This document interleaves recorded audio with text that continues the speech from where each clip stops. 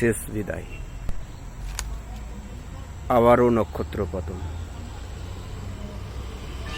চলে গেল দেবকুমার বাগ, গোঘাটে ইদলবাটি গ্রাম নিবাসী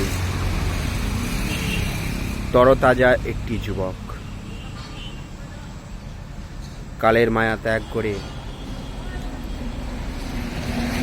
চিরনিদ্রায় শায়িত হলেন।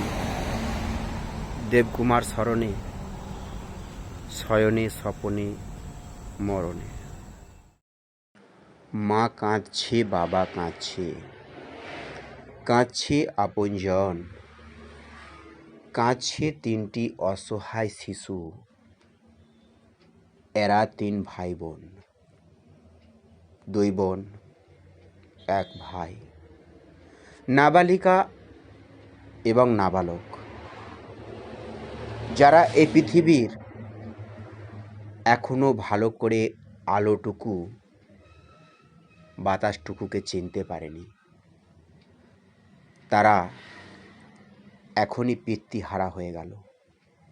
এক অসহায় স্ত্রী 3 সন্তানকে নিয়ে কোথায় যাবে, কিভাবে আগামী দিনটা চালাবে, এই নিয়ে বিভোর হয়ে পড়েছে। চারিদিকে কান্না আর কান্না।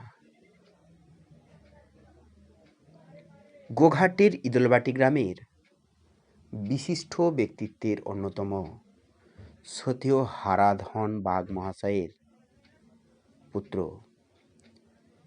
এই দেবকুমার বাগ ওরফে বাবু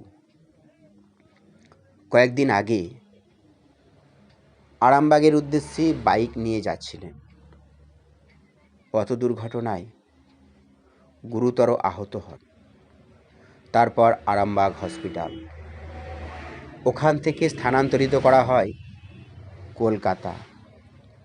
কিন্তু সময় যত এগিয়ে আসে, সপ্তাহখানেকের ব্যবধানে ততই বাবুর শারীরিক অবস্থার অবনতি ঘটে। শেষমেশ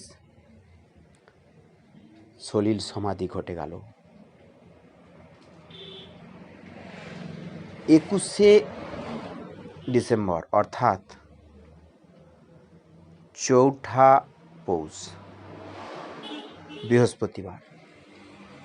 খবরটা আসার সাথে সাথে আত্মীয় স্বজন, পরিবার পরিজন এবং তার ভারতীয় জনতা পার্টির সকল পরিচিত সদস্যবৃন্দরা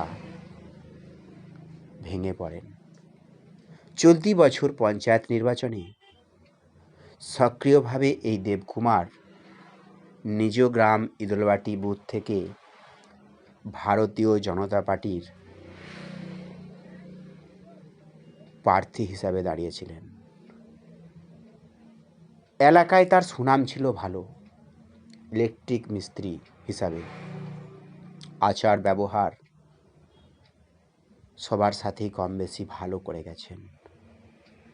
কিন্তু জীবনের যে শেষ অধ্যায়, অর্থাৎ এই মর্মান্তিক মৃত্যু, কেন এমনটা হলো? ভোরের তারা চ্যানেলের প্রিয় দর্শক বন্ধুগণ, আপনাদের আজ একটা ছোট্ট আবেদন রাখছি। বর্তমান সময়ে বিলাসিতার যুগে কম বেশি মোটর বাইক প্রত্যেক বাড়িতেই 2-1টি করে সঙ্গী হয়ে গেছে। আর এতেই যত বিপত্তি আপনারা লক্ষ্য করে দেখুন, নিজ নিজ এলাকায়, গ্রামে, শহরে অধিকাংশ দুর্ঘটনার জন্য দায়ী কিন্তু এই মোটর বাইক। আপনি বলবেন আমি সাবধানে চালাচ্ছি, কিন্তু আপনাকে কেউ এসে সজোরে মারল, এমনটাই ঘটছে। দেবকুমারের অতৃপ্ত আত্মা চিরশান্তি কামনা করি। কিন্তু আপনাদের কাছে একটা আবেদন রাখি, সকলেই মোটর বাইক চালান, কিন্তু একটু সচেতন হন, একটু সজাগ হন।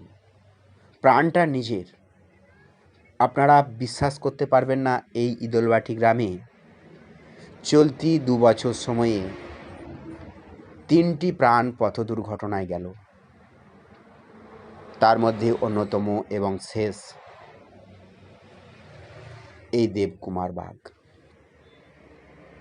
মেনে নিলাম ওনার মৃত্যুটা ঈশ্বর এবং ভগবানের ইচ্ছায় হয়তো গ্রহের ফেরে হয়েছে, কিন্তু সচেতনতাটা তো আমাদের প্রত্যেকেই নেওয়া উচিত।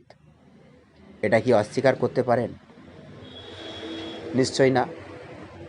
রাজ্য সরকারের তরফ থেকে বারবার সতর্কীকরণে বলা হয়েছে, মোড়ের মাথায় সর্বত্র দেখানো হয়েছে সেফ ড্রাইভ, সেফ লাইফ, কিন্তু কে বা কারা কতজন মানছে? সিগন্যাল পর্যন্ত মানুষ মানছে না, হেলমেটবিহীন বাইক চালাচ্ছে, যার জেরেই আজকে সময়ে এহেন বাবুর মতো অসংখ্য প্রাণ অকালে চলে যাচ্ছে। আপনারা একটিবার ভেবে দেখুন, 3টি অসহায় সন্তান, 2 কন্যা এবং 1 পুত্র, এদেরকে নিয়ে অসহায় স্ত্রী আগামী জীবনটা কিভাবে কাটাবে? তার কি দায়? সে কি করতে পারে?